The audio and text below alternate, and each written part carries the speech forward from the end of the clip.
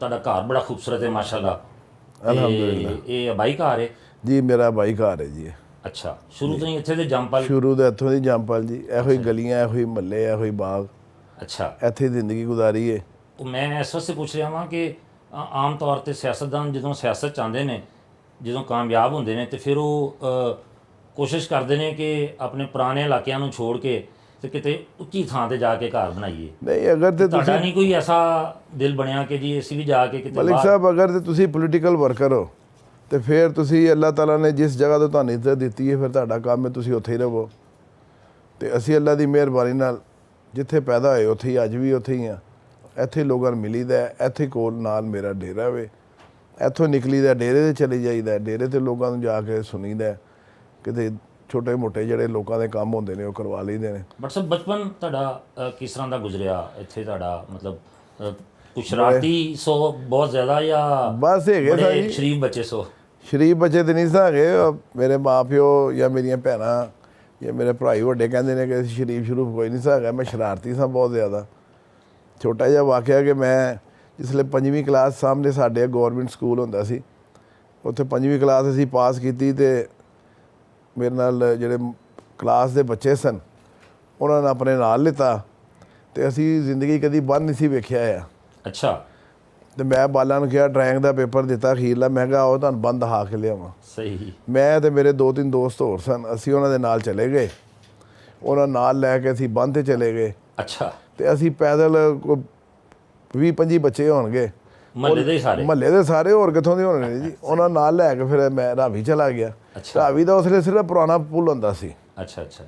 ਤੇ ਉੱਥੇ ਉਹ ਜਿਹੜੀਆਂ ਬੁਰਜੀਆਂ ਲੱਗੀਆਂ ਹੋਈਆਂ ਸਨ, ਉਹਦੇ ਸਿਪਾਹੀ ਵੀ ਖਲੋਂਦੇ ਸਨ। ਅੱਛਾ। ਤੇ ਥੋੜਾ ਜਿਹਾ 3-4 ਵਜੇ ਦਾ ਟਾਈਮ ਹੋਇਆ ਨਾ, ਤੇ ਇਹ ਕਿਹੜੇ ਦੌਰ ਦੀ ਗੱਲ, ਕਿੰਨਾ ਪੁਰਾਣਾ ਵਾਕਿਆ ਮਤਲਬ? 55 ਸਾਲ ਪੁਰਾਣਾ ਕਰ ਲਓ। ਮਾਸ਼ਾਅੱਲਾ। ਅੱਛਾ।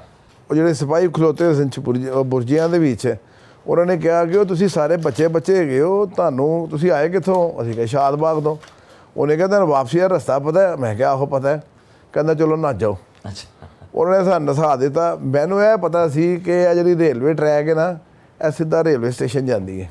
ਅੱਛਾ। ਮੈਂ ਸਾਰੇ ਬੱਚਿਆਂ ਨੂੰ ਲਿੱਤਾ ਤੇ ਅਸੀਂ ਉਹ ਰੇਲਵੇ ਸਟੇਸ਼ਨ ਦੇ ਟਰੈਕ ਦੇ ਉੱਤੇ ਅਸੀਂ ਟੁਰ ਪਏ।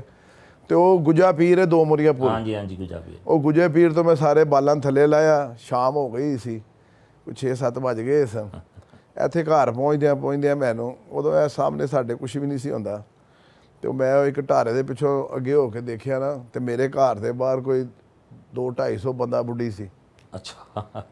ਉਹ ਮੈਨੂੰ ਪਤਾ ਚੱਲ ਗਿਆ ਕਿ ਮੈਨੂੰ ਤਾਂ ਮਾਰ ਪੈਣੀ ਮੇਰੇ ਅੱਬੇ ਕੋਲੋਂ। ਸਹੀ ਹੈ। ਤੇ ਮੈਂ ਫਿਰ ਆਪਣੇ ਬੱਚਿਆਂ ਨੂੰ ਇੱਕ ਢਾਰਾ ਸੀ ਉੱਥੇ ਮੈਂ ਉਹਨਾਂ ਨੂੰ ਬਹਾ ਕੇ ਨਾ, ਤੇ ਮੈਂ ਚਲਾ ਗਿਆ ਆਪਣੇ ਚਾਚੇ ਨੂੰ ਬੁਲਾਉਣ ਸੇ ਮਦਦਗਾਰ ਜੀ। ਫਿਰ ਮੈਂ ਉਹਨਾਂ ਨੂੰ ਲੈ ਕੇ ਆਇਆ ਤੇ ਫਿਰ ਮੇਰੇ ਚਾਚੇ ਨੇ ਪਹਿਲੇ ਆ ਕੇ ਗੱਲ ਕੀਤੀ ਵਾਲਾ ਸਾਹਿਬ ਦੇ ਨਾਲ। ਤੇ ਬੱਚੇ ਬੰਦੇ ਬੁੜੀਆਂ ਅੱਗੇ ਹੀ ਬੜੀਆਂ ਢੇਰ ਸਾਰੀਆਂ ਉੱਥੇ ਖਲੋਤੀਆਂ। ਪੂਰੇ ਮਹੱਲੇ ਦੇ ਬੱਚੇ ਸਨ ਨਾਲ? ਪੂਰੇ ਮਹੱਲੇ ਦੇ, ਵਸਨਪੁਰੇ ਦੇ, ਸ਼ਾਦਬਾਗ ਦੇ, ਤਾਜਪੁਰੇ ਦੇ, ਇਹ ਸਾਰੇ ਉਹੀ ਬਾਲ ਸਨ। ਖੈਰ ਮੇਰੇ ਉਹ ਬੱਚਿਆਂ ਨੂੰ ਜਿਸਲੇ ਲੈ ਕੇ ਆਏ ਤੇ ਉਹ ਇੱਕ ਹੁਣ 5ਵੀਂ ਕਲਾਸ ਪਾਸ ਕੀਤੀ ਹੋਵੇ ਤੇ ਕਿੱਡਾ ਕੁ ਹੋਏਗਾ ਬੱਚਾ। ਸਹੀ। ਤੇ ਉਹ ਸਾਰਿਆਂ ਨਾਲ ਆਪਣੇ ਬਾਲਾਂ ਨੂੰ ਵੇਖ ਕੇ ਨਾ ਤੇ ਉਹਨਾਂ ਨੂੰ ਜੱਫੀਆਂ ਪਾਉਣ ਲੱਗ ਪਏ, ਮੂੰਹ ਸਿਰ ਚੁੰਮਣ ਲੱਗ ਪਏ।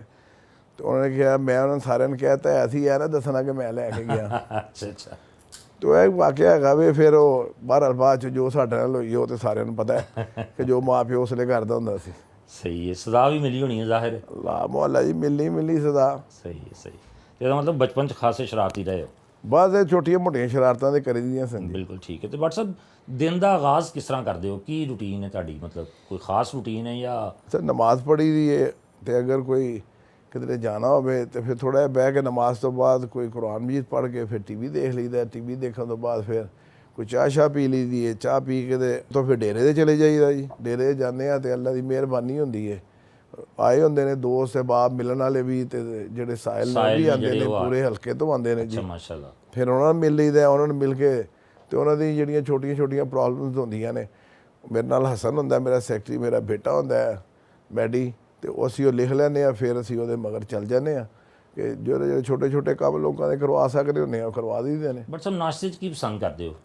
ਨਾਸ਼ਤੇ ਲੋਹਰੀ ਹੈਗੀਆਂ ਜੀ, ਨਾਨ ਚਨੇ ਸਾਨੂੰ ਜ਼ਿਆਦਾ ਪਸੰਦ ਨੇ। ਲੇਕਿਨ ਬਟ ਤੇ ਕਹਿੰਦੇ ਨੇ ਜੀ ਖਾਣੇ ਦੇ ਬੜੇ ਸ਼ੌਕੀਨ ਹੁੰਦੇ ਨੇ ਨਾ, ਤੇ ਇਸ ਵਾਸਤੇ ਮੈਂ ਪੁੱਛ ਰਿਹਾ ਹਾਂ ਨਹੀਂ, ਕਦੀ ਬਦਪਰੇਜ਼ੀ ਕਰੀ ਦੀ ਜੀ। ਹੁਣ ਬਦਪਰੇਜ਼ੀ ਦਾ ਟਾਈਮ ਤੇ ਲੰਘ ਗਿਆ ਹੈ ਨਾ। ਨਹੀਂ ਤੁਹਾਡੇ, ਕਿਉਂਕਿ ਤੁਸੀਂ ਸ਼ਮਾਲੀ ਲਾਹੌਰ 'ਚ ਰਹਿਣ ਵਾਲੇ ਹੋ, ਤੇ ਇੱਥੇ ਤੇ ਬੜੇ ਬੜੇ ਮਸ਼ਹੂਰ ਲੋਕ ਨੇ। ਬੜੇ ਬੜੇ ਮਸ਼ਹੂਰ ਚਨਿਆਂ ਨੇ, ਵਾਲੇ ਸਾਰੇ ਵੀ, ਸਾਨੂੰ ਪਾਇਆਂ ਜਾਣਦੇ ਨੇ, ਵਾਲੇ ਅਸੀਂ ਵੀ। ਉਹਨਾਂ ਨੂੰ ਜਾਣਦੇ ਆ। ਜੀ ਹਾਂ। ਲੇਕਿਨ ਇੱਕ ਆਪਣੀ ਏਜ ਫੈਕਟਰ ਦੇ ਨਾਲ ਤੁਹਾਨੂੰ ਆਪਣੀ ਹੱਦ ਵੀ ਮੁਕਰਰ ਕਰਨੀ ਪੈਂਦੀ ਹੈ ਨਾ। ਸਹੀ ਹੈ।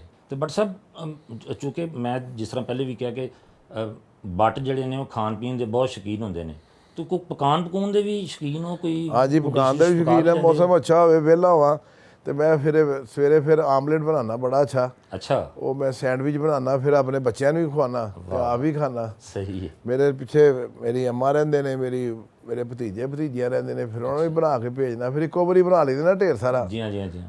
ਤੇ ਫਿਰ ਉਹ ਸੈਂਡਵਿਚ ਬਣਾ ਕੇ ਉਹਨਾਂ ਨੂੰ ਵੀ ਖਵਾਈਦੇ ਨੇ ਜੀ। ਵੱਡੇ ਮੀਆਂ ਸਾਹਿਬ ਵੀ ਬੜੇ ਸ਼ੌਕੀਨ ਨੇ ਖਾਣ ਪੀਣ ਦੇ, ਔਰ ਖ਼ਾਸ ਤੌਰ ਤੇ ਇਹ ਜਿਹੜੇ ਲਾਹੌਰੀ ਨਾਸ਼ਤੇ ਨੇ, ਹਰੀਸਾ ਹੋ ਗਿਆ, ਖੱਦਾਂ ਹੋ ਗਈਆਂ, ਪਾਏ ਹੋ ਗਏ। ਮੀਆਂ ਸਾਹਿਬ ਨੂੰ ਸਭ ਤੋਂ ਜ਼ਿਆਦਾ ਹੋਇਆ ਕਿ ਮੀਆਂ ਸਾਹਿਬ ਦੇ ਨਾਲ ਨਾਸ਼ਤਾ ਕਰਨ ਦਾ? ਹਾਂਜੀ, ਮੀਆਂ ਸਾਹਿਬ ਦੇ ਨਾਲ ਮੀਆਂ ਸਾਹਿਬ ਨੂੰ ਸਭ ਤੋਂ ਜ਼ਿਆਦਾ ਪਸੰਦ ਨੇ ਆਲੂ ਗੋਸ਼ਤ।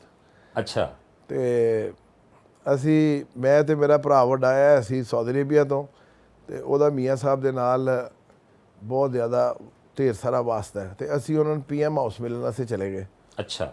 ਤੇ ਮੀਆਂ ਨਵਾਜ਼ ਸ਼ਰੀਫ ਸਾਹਿਬ ਕਿਉਂਕਿ ਇਸ ਹਲਕੇ ਦੇ ਵਿੱਚੋਂ 2 ਦਫਾ ਤੇ MLA ਬਣੇ ਸਨ। ਜੀ, MLA ਬਣੇ। ਤੇ ਉਹ ਇੱਥੋਂ ਦੇ ਹਰ ਤਕਰੀਬਨ ਚੀਦਾ ਬੰਦਿਆਂ ਨੂੰ ਜਾਣਦੇ ਸਨ, ਉਹਨਾਂ ਨਾਲ ਮਿਲਦੇ ਸਨ, ਉਹਨਾਂ ਦੀ ਮੁਲਾਕਾਤ ਰਹਿੰਦੀ ਸੀ। ਤੇ ਮੈਂ ਚਲਾ ਗਿਆ ਆਪਣੇ ਭਰਾ ਦੇ ਨਾਲ PM ਹਾਊਸ ਮਿਲਣ ਵਾਸਤੇ। ਤੇ ਮੀਆਂ ਸਾਹਿਬ ਮੈਨੂੰ ਜਾਣਦੇ ਸਨ ਐਜ਼ ਏ ਵਰਕਰ ਪਾਰਟੀ, ਤੇ ਉਹ ਬੜੀ ਮੁਹੱਬਤ ਨਾਲ ਮਿਲੇ ਤੇ ਮੇਰੇ ਨਾਲ ਗੱਲਾਂ ਸ਼ੁਰੂ ਉਹਨਾਂ ਨੇ ਕਰ ਦਿੱਤੀਆਂ ਕਿ ਦਿੱਲੀ ਦੇ ਦਾ ਦੱਸ ਹੁਣ ਕੀ ਹਾਲ ਹੈ। ਅੱਛਾ। ਮੈਨੂੰ ਸ਼ਾਦਬਾਗ ਦਾ ਫਲਾਣਾ ਇੱਕ ਇੱਥੇ ਲਾਹੌਰੀ ਦਾ ਹੋਟਲ ਹੁੰਦਾ ਸੀ, ਅੱਛਾ। ਹੁਣ ਖਤਮ ਹੋ ਗਿਆ, ਕਾਫੀ ਦੇਰ ਦੀ ਗੱਲ ਹੈ। ਉਹ ਲਾਹੌਰੀ ਦੇ ਹੋਟਲ ਦੇ ਕਿਉਂਕਿ ਰਾਤ ਨੂੰ ਸਾਰੀ ਰਾਤ ਪਰਾਠੇ ਅੰਡੇ ਚੱਲਦੇ ਸਨ। ਅੱਛਾ, ਅੱਛਾ। ਤੇ ਉੱਥੇ ਨਾ ਹਰ ਆਉਣ ਜਾਣ ਵਾਲੇ ਨੇ ਲੇਟ ਨਾਈਟ ਨਾਲ ਉੱਥੇ ਜ਼ਰੂਰ ਰੁਕਣਾ। ਸਹੀ ਹੈ। ਤੇ ਉੱਥੋਂ ਨਿਊਜ਼ ਨਿਕਲਦੀ ਰਹਿੰਦੀ ਸੀ, ਖਾਸ ਤੌਰ ਤੇ ਸਿਆਸਤ ਦੀ, ਕਿ ਅੱਜ ਲਾਹੌਰ ਦੇ ਕਿੱਥੇ ਕਿੱਥੇ ਕੀ ਹੋਇਆ, ਕੌਣ ਆਇਆ, ਕੌਣ ਗਿਆ, ਕਿਸ ਨਾਲ ਹੋਇਆ। ਅੱਛਾ। ਤਾਂ ਮੀਆਂ ਸਾਹਿਬ ਨੇ ਮੈਨੂੰ ਚੇਚਾ ਉਹ ਵੀ ਪੁੱਛਿਆ ਕਿ ਯਾਰ ਗਦਾਲੀ ਉੱਥੇ ਲਾਹੌਰੀ ਦਾ ਹੋਟਲ ਹੈਗਾ ਸੀ, ਹੋਏਗਾ ਅਜੇ ਵੀ? ਮੈਂ ਕਿਹਾ ਆਹੋ ਜੀ ਹੈਗਾ।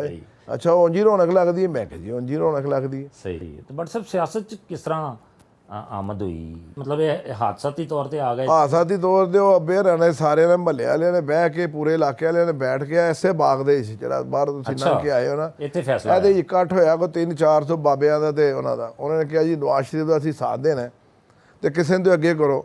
ਮੈਂ ਕਦੀ ਉਹਨੂੰ ਕਹਾਂ ਅੱਗੇ ਆ ਜਾ, ਕਦੀ ਉਹਨੂੰ ਕਹਾਂ ਅੱਗੇ ਆ ਜਾ। ਕੁਰਾ ਮੇਰੇ ਨਾਲ ਨਿਕਲ ਆਇਆ। ਸਹੀ ਹੈ। ਸਹੀ ਹੈ। ਮੈਂ ਉਹਨਾਂ ਨਾਲ ਤੱਕਦਾ ਰਹਿ ਗਿਆ ਤੇ ਉਹ ਇਹਨਾਂ ਨੇ ਮੁੰਡਿਆਂ ਨੇ ਢੋਲ ਸ਼ੋਲ ਵਜਾ ਦਿੱਤੇ। ਫਸਾ ਲਿਆ ਯਾਨੀ ਕਿ ਜ਼ਬਰਦਸਤੀ? ਫਸ ਗਏ ਜਨਾਬ। ਫਿਰ ਤੇ ਫਿਰ ਅਸੀਂ ਫਿਰ ਇਮਾਨਦਾਰੀ ਔਰ ਦਿਆਨਤਦਾਰੀ ਦੇ ਨਾਲ ਮੀਆਂ ਮੁਹੰਮਦ ਨਵਾਜ਼ ਸ਼ਰੀਫ ਸਾਹਿਬ ਨਾਲ ਖੜੇ ਹੋਏ। ਸਹੀ। ਔਰ ਅੱਲਾ ਦੀ ਮਿਹਰਬਾਨੀ ਨਾਲ ਮਰਦੇ ਦਮ ਤੱਕ ਮੀਆਂ ਮੁਹੰਮਦ ਨਵਾਜ਼ ਸ਼ਰੀਫ ਨਾਲ ਲੈ ਗਏ। ਬਸ ਸਾਡੇ ਲਈ ਕੋਈ ਬੰਦਾ ਮੁਕੱਦਮ ਨਹੀਂ ਹੈਗਾ ਮੀਆਂ ਨਵਾਜ਼ ਸ਼ਰੀਫ ਤੋਂ ਇਲਾਵਾ। ਬਟ ਸਾਹਿਬ ਆਪਣੀ ਫੈਮਿਲੀ ਜਿਹੜੀ ਹੈ ਤੁਹਾਡੀ, ਉਹ ਮਤਲਬ ਚੂੰਕਿ ਜ਼ਾਹਰ ਹੈ ਸਿਆਸਤ ਇੱਕ ਫੁੱਲ ਟਾਈਮ ਜੋਬ ਹੈ, ਇਹਦੇ ਵਿੱਚ ਤੇ 24 ਘੰਟੇ ਮਸਰੂਫ ਰਹਿਣਾ ਪੈਂਦਾ ਹੈ। 24 ਘੰਟੇ ਬੰਦੇ ਨੂੰ ਕੋਈ ਨਾ ਕੋਈ ਮੀਟਿੰਗਸ ਹੁੰਦੀਆਂ ਨੇ, ਜਾਂ ਤੇ ਫਿਰ ਅਵਾਮੀ ਮਸਾਇਲ ਜਿਹੜੇ ਨੇ ਉਹਨਾਂ ਨੂੰ ਹੱਲ ਕਰਨ ਵਾਸਤੇ ਬੰਦਾ ਬਿਜ਼ੀ ਰਹਿੰਦਾ ਹੈ।